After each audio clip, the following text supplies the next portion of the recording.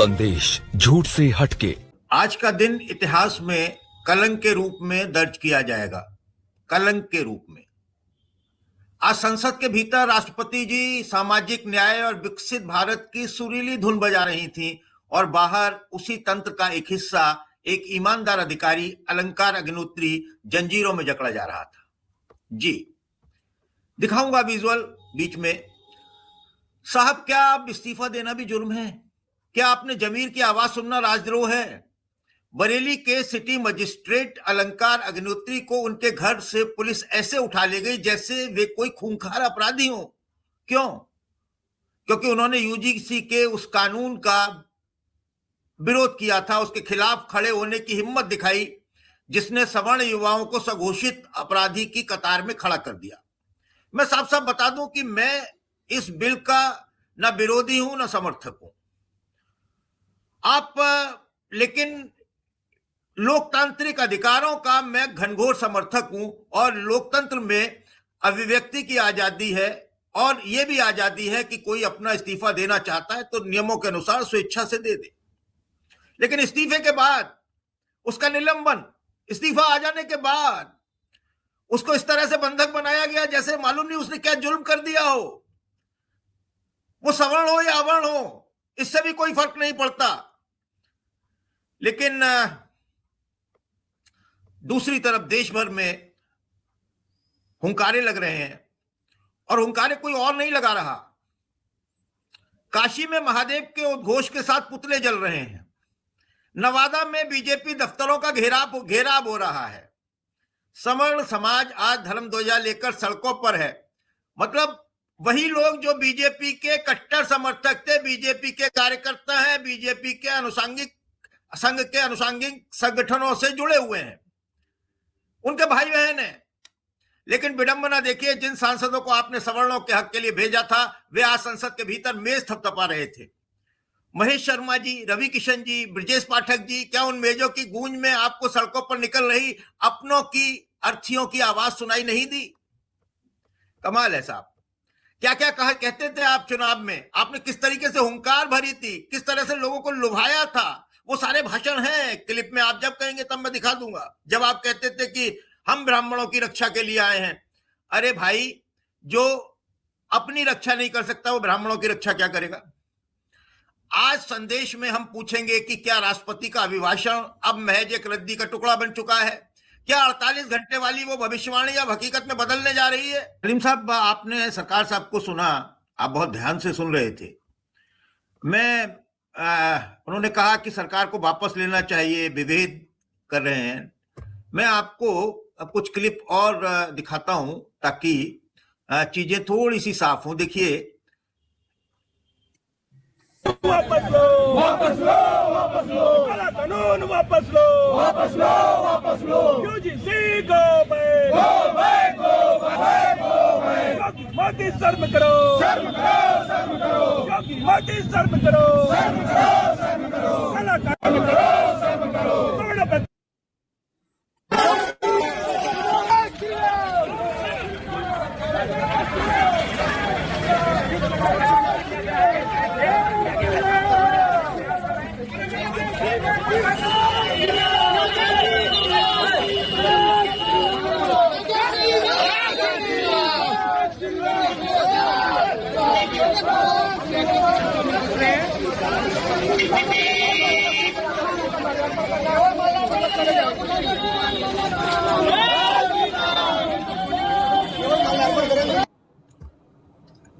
और भी क्लिप हैं सलीम साहब, इतनी काफी हैं।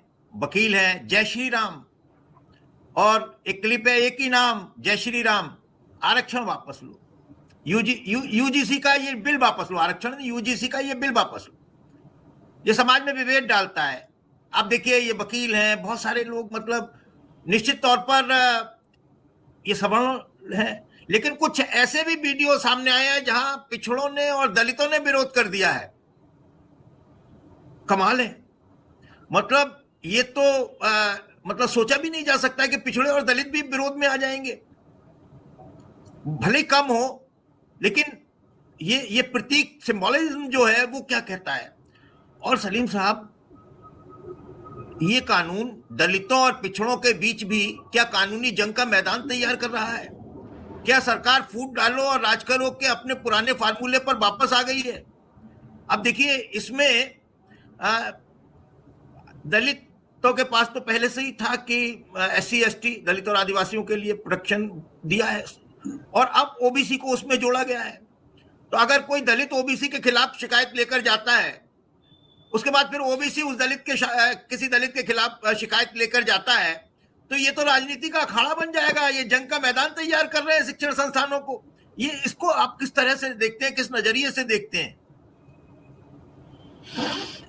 देखिए जोशी साहब, मेरा ख्याल है कि कोई कानून अगर आता है या कोई अधिनियम बनता है तो उस पर उसके कुछ ऐसे पहलू हो सकते हैं जो फायदेमंद हो, कुछ ऐसे पहलू हो सकते हैं जो नुकसानदेह हों, और उस पर चर्चा के बाद ये हो सकता है कि उसके नुकसान के पहलुओं को कम किया जाए और जो ज़रूरी चीज़ें हैं उसको लाके जो है वो रिफॉर्म करने की कोशिश की जाए। तो ये जो कानून लाया है इसकी एक पृष्ठभूमि है। ये एक, देखिए, हम लोग लाख ये बात कहें, सारे हिंदुस्तान की सारी संस्थाएं JNU नहीं है। JNU में एक माहौल है ख़ास किस्म का, और उसके अंदर ये नहीं हो सकता, इसकी कल्पना भी नहीं हो सकती कि कोई भेदभाव होगा। लेकिन हिंदुस्तान में भेदभाव होता है, और बड़े बड़े सेलिब्रेटेड केसेस हैं रोहित वेमुला के और भी कई, कि जिसमें लोगों ने ये लिखा कि भाई हमारे साथ बुरा सुलूक हुआ और इसकी वजह से हमने आत्महत्या की। तो इस सच्चाई से आंख मूंद के जो है वो काम नहीं किया जा सकता।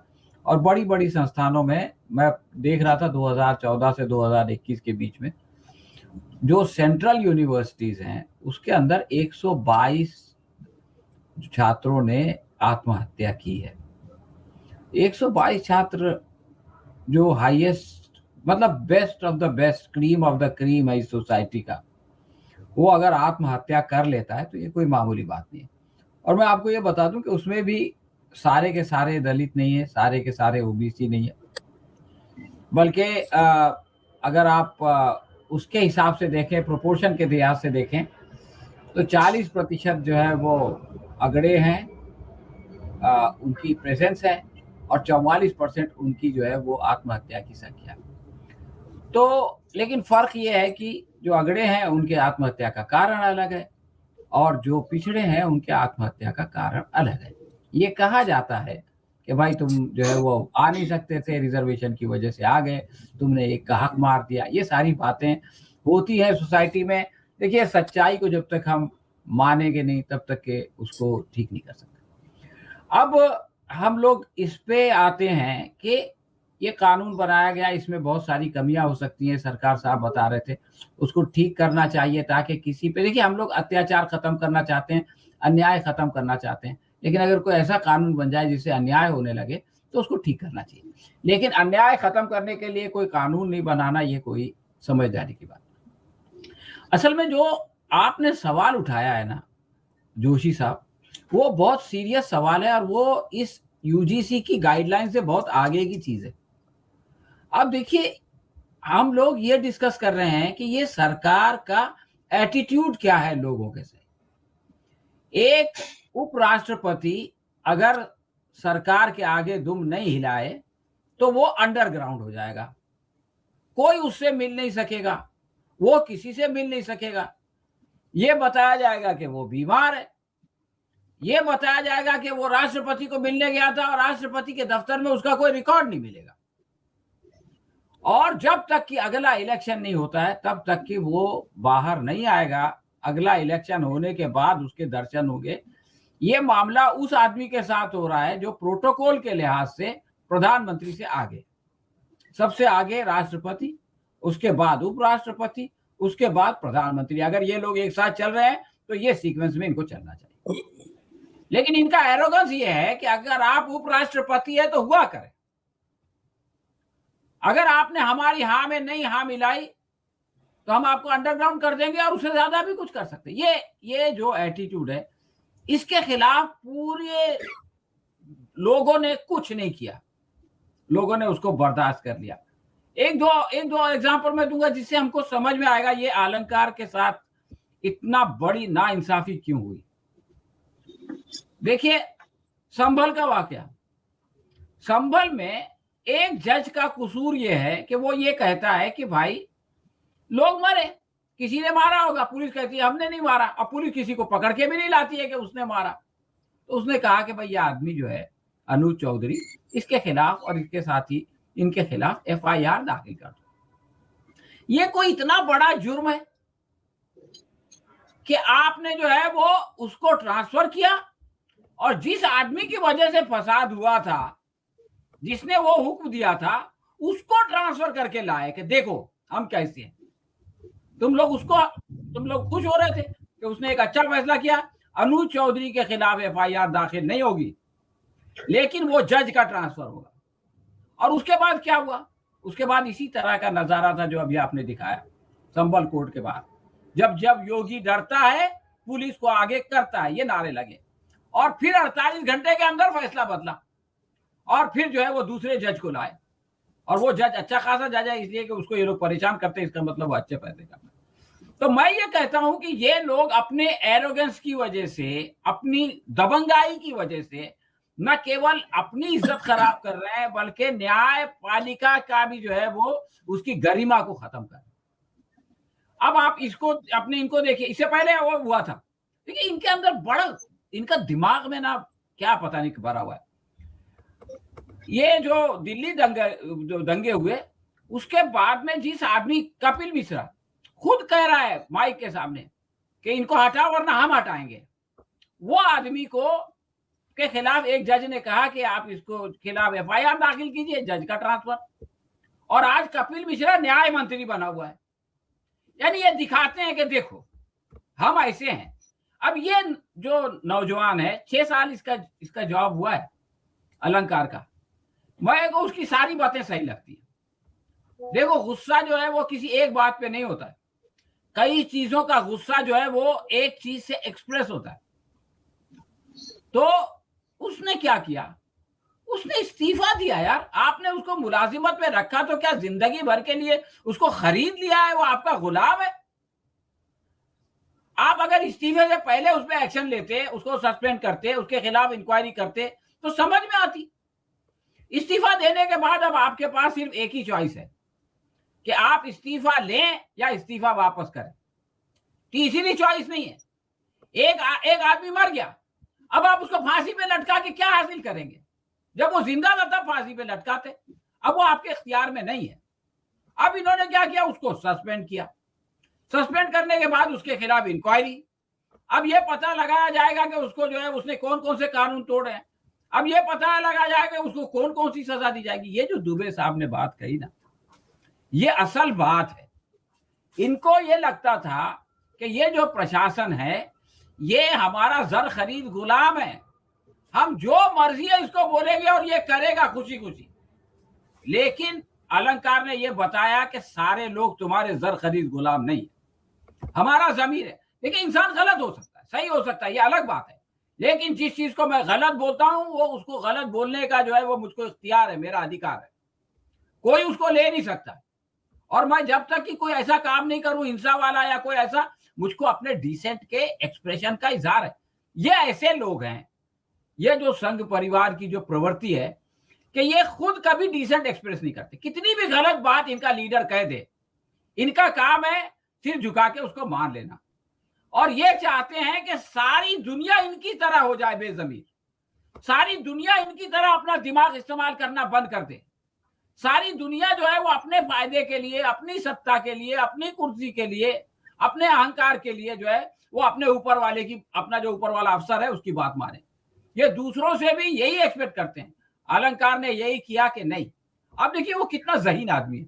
उसको इन्होंने बुलाया पुलिस स्टेशन में, पुलिस स्टेशन में बुला के कहा कि देखो तुम ऐसा करो कि ये बोलो कि SIR के काम की वजह से जो है वो मेरे ऊपर बहुत प्रेशर था तो मैंने उसकी वजह से इस्तीफा दे दिया और तुम्हारा जो है वो मामला सुलझा देंगे। उसने कहा कि अब वो दबाव डाल रहे हैं, तीनों चारों हंस रहे हैं। इतने में लखनऊ से एक फोन आता है। फोन, अब देखिए कभी कभी नियति भी आपका साथ देती है। वो जो कप्तान है उस पुलिस स्टेशन में, वो स्पीकर पे फोन लगा देता है और सामने वाला आदमी ये कहता है कि पंडित साला पागल हो गया है, इसको बंधक बना लो। ये कहने के पहले वो उधर बाथरूम की तरफ जाता है, आवाज आती है, ये आदमी फौरन अपने जो इसका साथी है, जो इसके संगठन का साथी है, सेक्रेटरी है, जिसको अंदर आने नहीं दिया गया, बाहर बैठा, ये उसको बोल देता है फोन करके कि मुझको अभी बंधक बनाया जाएगा, इसलिए कि फोन आ गया। अब आप देखिए कि वो आदमी बाहर है, वो मीडिया को बता देता है कि इनको बंधक बना लिया गया पुलिस स्टेशन पे बिठा के। मीडिया में हंगामा होता है, इनके हाथ पैर फूल जाते हैं, फिर ये बोलते हैं नहीं भाई जाओ, अब तुम घर जाओ। वो जाके फिर धरने में बैठ जाता है, फिर सारा मीडिया उसकी तरफ अट्रैक्ट हो जाता है, फिर वो सबके सामने ये कहता है कि भाई मुझके मेरे ऊपर इस तरह से दबाव डाला जा रहा था और इसको इस तरह से हटाया जा रहा था और मेरा स्टैंड जो है वो शंकराचार्य के बारे में ये है और मेरा स्टैंड यूजीसी के बारे में ये है। अब उन्होंने देखो, अलंकार ने उस वक्त ये बात भी कहा था कि मैं उस घर में नहीं रहूंगा, तो उनसे कहा गया कि क्या आपको कहा गया है कि वो घर खाली करो? तो कहा कि नहीं, वो घर मेरे लिए सुरक्षित नहीं। उसके बाद वो घर जाता है, ये जाके उसके घर पे ताला, भाई आपको क्या इख्तियार है किसी के घर पे ताला मारने का? वो जो आपने तस्वीर लगाई है वो अपने घर की जालियों के पीछे खड़ा है, वो ये कह रहा है मेरे घर का किचन का सिस्टम जो है वो धर्म बरम हो गया, हम लोग बाहर से खाना मंगा के। किस चीज के लिए आपने उसको हाउस अरेस्ट किया? क्या कसूर है उस आदमी का? सिर्फ यही कसूर है कि वो आपके आगे दुम नहीं हिलाता है। तो जो आपके आगे दुम नहीं हिलाएगा आप उसके साथ ये बदसलूकी करेंगे? कौन है आप? अपने आप को क्या समझते हैं? तो ये जो कुछ हो रहा है, ये जो प्रवृत्ति है कि हमारे पास सत्ता आ गई है और हम जो है वो सारे लोगों के मालिक हो गए हैं और ये सारे लोग जिन्होंने हमको सत्ता सौंपी है ये हमारे गुलाम है, जर खरीद गुलाम। इनका काम है सिर्फ हमारी बात को मानो और अगर नहीं मानेंगे तो हम जो है उनके साथ बदसलूकी करेंगे और कोई कुछ नहीं कर। ये मैसेज जो है वो लोगों को दिया जा रहा है, लोगों को डराया जा रहा है।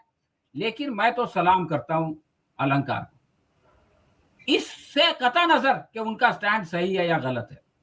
यूजीसी के बारे में जो उन्होंने तर्क दिए हैं वो सही है या नहीं। वो ये कहते हैं कि इसकी वजह से गृह युद्ध हो सकता है, इसकी वजह से जो है वो ब्राह्मण समाज को आपने एक अलग थलग कर दिया गया, ना ब्राह्मण समाज को नहीं बल्कि सवर्णों को अलग थलग कर दिया गया। आप ये बोलते हैं कि नहीं ऐसा नहीं होगा, ठीक है ये कानून वापस ले लो या रखो या जो भी है, लेकिन आप उसके साथ ये सुलूक कैसे कर सकते हैं? ये मेरा सबसे बड़ा ऑब्जेक्शन है।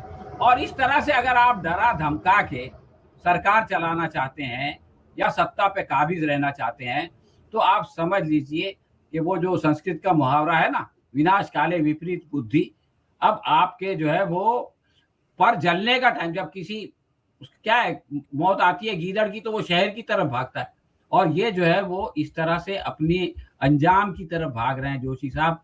और इन लोग देख रहे हैं, खुद इनके अपने लोग इनके खिलाफ बगावत कर रहे हैं और ये बगावत बढ़ेगी। इस वाकये की वजह से लोगों की आंख खुल रही है। दुबे साहब की वो बात भी सही है कि जो देख नहीं सकता है ना, आंखों पे पड़ती है, लेकिन जब पीठ पे डंडा पड़ता है तो महसूस होता है और जब महसूस होता है तो आंखों का पर्दा हटता है। तो ये हो रहा है। ये लोग देख नहीं पा रहे थे, खुश हो रहे थे अहमक लोग, लेकिन अब जब पीठ पे डंडा पड़ा तो इनकी आंखों का पर्दा हटा। और मैं ये समझता हूं कि अलंकार की ये बगावत, ये विद्रोह जिसको आपने महाविद्रोह कहा, ये महाविद्रोह इसलिए है कि इसने बहुत सारे ऐसे लोगों को, उन्होंने एक बात और कही कि देश में, अलंकार की बात मैं कर रहा हूं, न जनतंत्र है न लोकतंत्र है बल्कि सिर्फ भ्रम तंत्र है। तो वो जो भ्रम तंत्र में लोगों को इन्होंने गिरफ्तार करके रखा हुआ था, उस भ्रम तंत्र से उन्होंने अलंकार अग्निहोत्री ने लोगों को निकालने की एक कामयाब कोशिश की है। और ये लोग जितना उसके ऊपर उत्पीड़न करेंगे उतना ज्यादा जो है ये अपने लिए मुश्किलात पैदा करेंगे।